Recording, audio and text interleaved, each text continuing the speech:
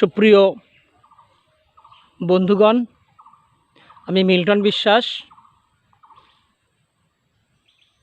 বরিশাল জেলার বর্তমান ঝালকাঠি জেলার কীর্তিপাশ ইউনিয়নের ডুমুরিয়া গ্রামের একজন অধিবাসী। দীর্ঘদিন চাকরি সূত্রের জন্য আমি ব্রাহ্মণবাড়িয়া জেলায় অবস্থান করছিলাম। এবারে আমি পরিবার সহ বেড়াতে আসি এবং আমাদের ঐতিহ্যবাহী পেয়ারা বাগান পরিদর্শন করার জন্য তাদেরকে নিয়ে আসি। আমার ওয়াইফ, আমার 2 ছেলে। জন্মের পর তারা কখনোই এই আমাদের পেয়ারা বাগানের আসেনি, তাই পেয়ারা বাগান পরিদর্শন করাতে নিয়ে আসছি।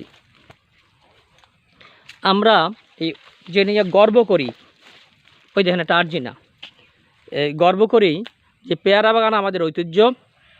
এই সমৃদ্ধ ঐতিহ্যকে সমুন্নত করার জন্য এই ভিডিওটা আমি করছি। আপনারা দেখতে পাবেন এই পেয়ারা বাগানের ভিতরে আবার আমড়া গাছ আছে। বরিশালের আমড়া সমৃদ্ধ সেই আমড়া গাছগুলো দেখতে পাচ্ছেন। এটা আমাদের বাগান, পাশাপাশি অনেকেরই বাগান এখানে আছে। যে বাগানগুলো এই এলাকার মানুষকে সমৃদ্ধ করেছে, অর্থনৈতিক এবং সামাজিকভাবে এরা প্রতিষ্ঠিত হয়েছে এই পেয়ারা বাগানের পেয়ারা বিক্রি করে। এই বরিশালের পেয়ারা বাগান অন্য এলাকার পেয়ারা বাগানের থেকে ভিন্নতর। এখানে দেখেন আপনারা, এগুলোকে কান্দি বলে। এই কান্দিগুলো মাটি কেটে ভরাট করা হয়, মাঝখানে যেটা থাকে এটা গড় বলে অনেক এলাকায়, কিন্তু আমরা এটাকে পাইকা বলে থাকি। এই দেখেন সেই পাইকা। এই পাইকায় আমরা মাটি উঠে দিয়েছি। এই বাগানে মাটি দেওয়া হয়েছে, আমরা দেখতে পাবেন।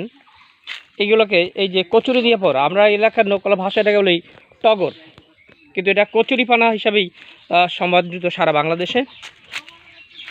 এখানে পেয়ারা বাগানের ভিতরে নানা রকমের ফসল হয়। কলা গাছ আছে, কাঁকরোল আছে, আপনারা দেখতে পাবেন এই কাঁকরোল গাছ, বরবটি গাছ আছে, সিম গাছ আছে, হলুদ গাছ লাগানো হয়, কচু গাছ লাগানো হয়, সুপারি গাছ আছে।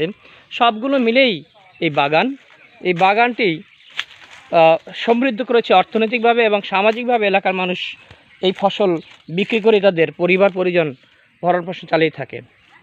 আমাদের এলাকা নিয়ে আমি গর্ববোধ করি, কারণ এলাকার মানুষ অত সচ্ছল না থাকলেও কখনো দারিদ্রতা উপভোগ করে না। এলাকার মানুষ এরা খেয়ে পরে যথেষ্ট ভালো থাকে, সামাজিক মর্যাদাও এদের অনেক।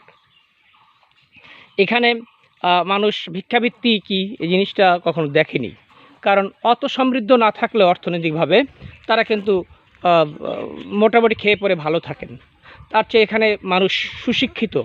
আমি সুশিক্ষিত বলি, প্রত্যেক বাড়িতে মাধ্যমিক পাশে নিচে কাউকে পাবেন না।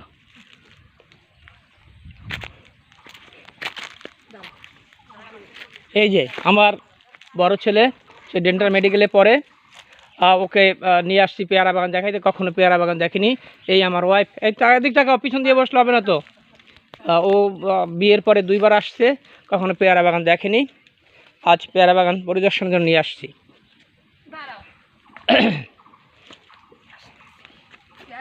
কি এটা পাড়া দিয়ে পড়ে যাবে, ওটা পড়ে যাবে। যাও, পাড়াইলে এমনি পাড়া হয়ে যাবে, কাদা ভাঙিয়ে পাড়াবে, ওটা পড়ে যাবে।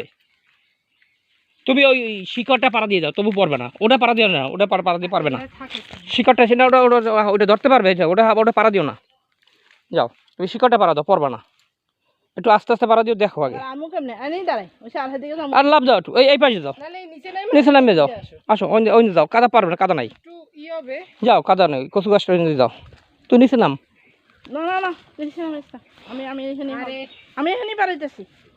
এইটা সর, একটু লাভ দিয়ে যাবে। লাভ দিতে পারবে না, এখানে পইরা পা কাটবে। দেখি আমি আগে দেখি একটু, এই মোবাইলটা ধর, লাইভ নাই ভিডিও